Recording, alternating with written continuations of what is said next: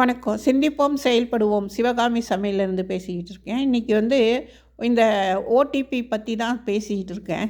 என்னென்னாக்கா எல்லாத்துக்குமே ID proof கேட்குறாங்க. இப்போ எதுக்கு பார்த்தாலும் ஐடி காட்டுங்க, ஐடி காட்டுங்கங்கிறாங்க. நான் எங்கள் காலத்துல எல்லாம் 67 வயசாச்சு. நான் வெளிநாடெல்லாம் போயிட்டு வந்திருக்கிறேன். எல்லாமே இருக்குது. ஆனால் இவ்வளோ தொல்லை இல்லாமல் இருந்துச்சு. இப்போ என்னன்னாக்கா ஒரு ரேஷன் வாங்குறதுக்காகட்டும், இல்லை ஒரு இது கேஸ் வாங்குறதுக்காகட்டும், இந்தியன் கேஸ் இப்போ புதுசாக ஓடிபின்னு கொண்டாந்துருக்காங்க. இன்றைக்கே எனக்கு ஒரு அனுபவம் வச்சு அதை நேரில் பார்த்தேன். ரொம்ப மன கஷ்டமாக இருந்துச்சு. அது என்னென்னா, அவங்களுக்கு படிக்க கூட தெரியாது. இந்தியாவில் இன்னும் 60-70% மக்களுக்கு இது ஃபோனை யூஸ் பண்ண தெரியாது. உங்கள் ஃபோனுக்கு ஒரு செகண்ட் வரும் பாருங்கள், அந்த செகண்டில் அவங்களால பார்க்க முடியாது. அவங்க கொண்டு வரவங்க நல்லவங்களாக இருந்தால் ஏதோ அவங்களே அட்ஜஸ்ட் பண்ணி பார்ப்பாங்க. ஆனால் நிறையா பேர் எங்களுக்கு டைம் இல்லை, அதெல்லாம் நீங்கள் சொன்னால் தானே தூக்கிட்டு போயிடுறாங்க அப்படியே கேஸை. இது மனசுக்கு ரொம்ப கவலையாக போச்சு எனக்கு.